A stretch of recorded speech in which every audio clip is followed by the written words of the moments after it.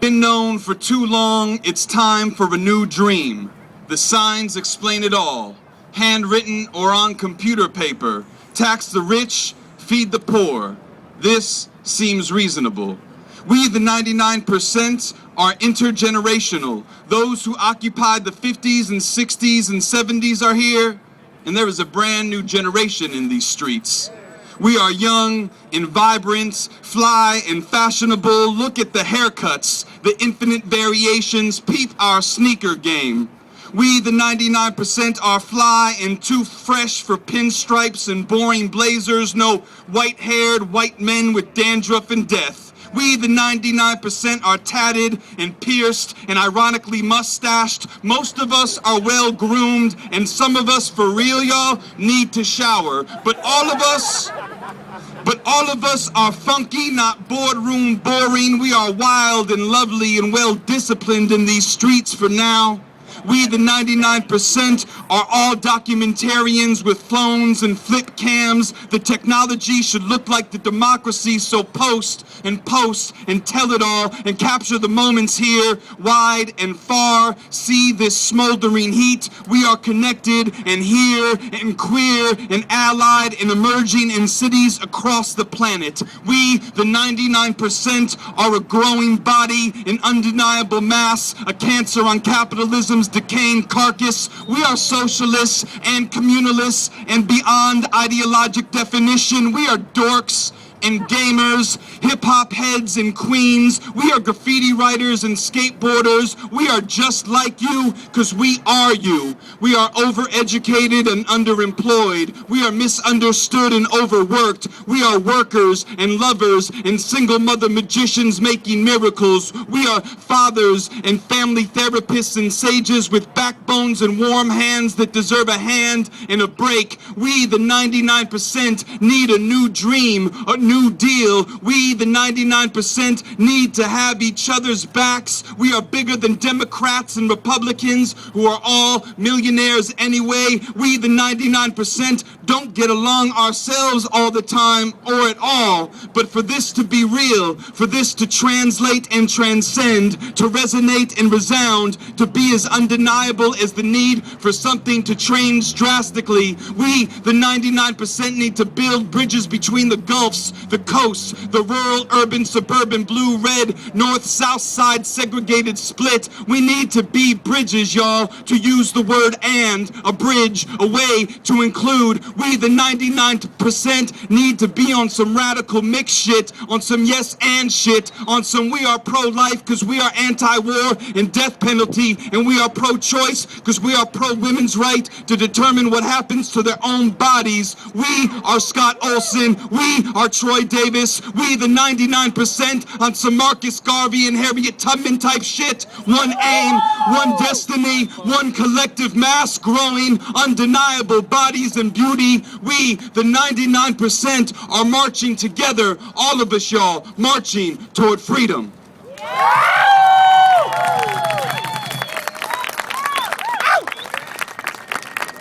Yeah, Alex is gonna say one thing right quick. All right, first of all, give him more applause. Because that was dope. I'm glad you said that. That was good. All right, just real quick. You're welcome, first of all. Just real quick, we got a brother over here named Mark from Telesur, an independent news station out of Argentina, and he is looking to film some of the festivities tonight.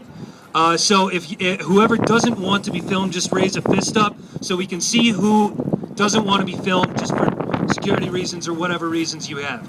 So just, if you don't want to be filmed, raise a fist. Man, what a ballsy ass movement. Word.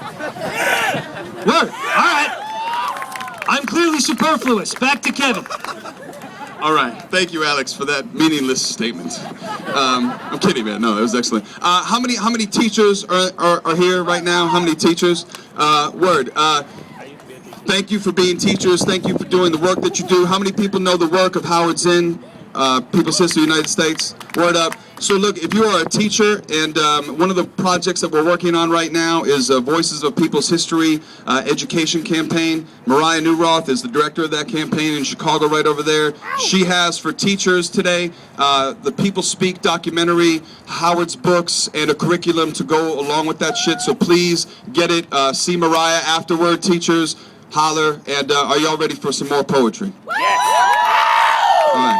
So for real, I have the privilege of introducing you to some of my favorite writers in the city. They are young people from all over the city. I'm going to introduce you first to a young man who, born and bred on the west side of Chicago, last year won Louder Than a Bomb, both as an individual, and his team represented Chicago at the National Youth Poetry Festival, which was in the Bay Area. I don't even know where it was. It was somewhere else. It was in Bay Area, wherever that is. Chicago, make some noise for your own man, Malcolm London.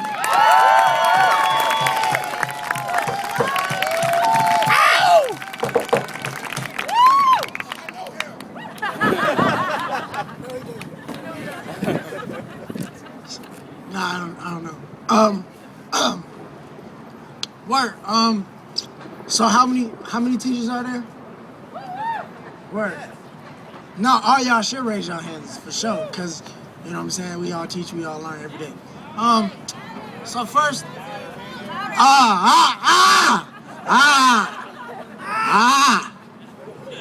yeah. All right, real quick. So I need her, Shorty in the green. I need her like a revolution. Anytime I'm backed into a corner, as long as she's in mine, I know I can survive. She knows it's hard to find kindness in this man, no mankind. We're running in separate races away from the finish line of equality. This is Tekken. We're getting kicked by law. Being in the police department doesn't mean you're standing in justice. But wearing a badge means you're a standing injustice. Injustice, food for thought. We're starving for humanity. Why does violence have to be the only thing that brings out the man in me? Men massage them misogyny, and I be having sex. But I hate sexism. We need to stop accepting these expectations, feeling like a solo rider in this murder cycle. My name is Malcolm Xavier London. That means I'm a Malcolm X. But being in this big world, it's easy to feel like Malcolm Little. Even when I'm far away, it's easy to put Malcolm in the middle, but it's simple. I'm becoming a writer of the new school because we need a revolution. We need to get back to this music. Listen to these spinal cords. We got Wall Street balling out like it's the Final Four while we're graduating from college with no jobs. Like, what the hell were those finals for? Word. And I'm not done. Don't clap. That was just something I did a few years ago. But so the title of this poem is High School Training Grounds. So this is my actual poem. That shit was weak.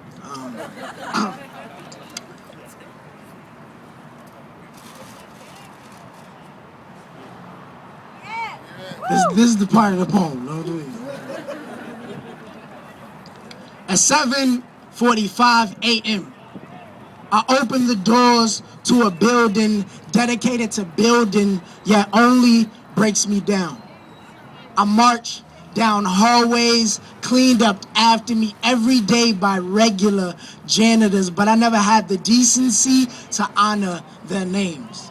Lockers left open like teenage boys' mouths when teenage girls wear clothes that covers their insecurities but exposes everything else.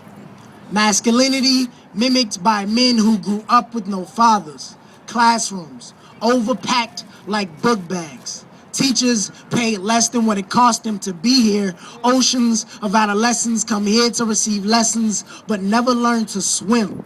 Part like the Red Sea when the bell rings. This is a training ground. My high school is Chicago, diverse and segregated on purpose. Social lines are barbed wire. Hierarchy burned into our separated classrooms, free to sit anywhere but reduced to divided lunch tables. Labels like regulars and honors resonate. Education misinforms.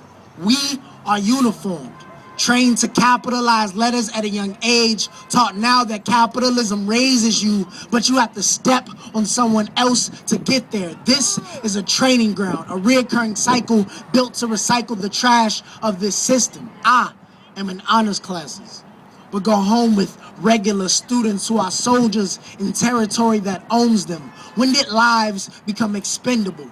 CPS is a training ground centered on personal success. CPS is a training ground, concentration on professional suits. CPS is a training ground.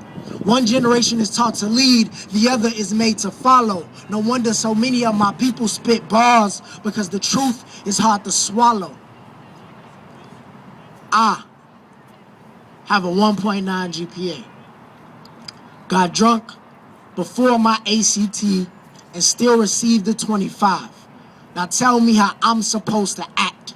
Homework is stressful, but when you go home every day and your home is work, you don't want to pick up any assignments. Reading textbooks is stressful, but reading doesn't matter when you feel your story is already written, either dead or getting booked. Taking tests is stressful, but bubbling in a Scantron doesn't stop bullets from bursting.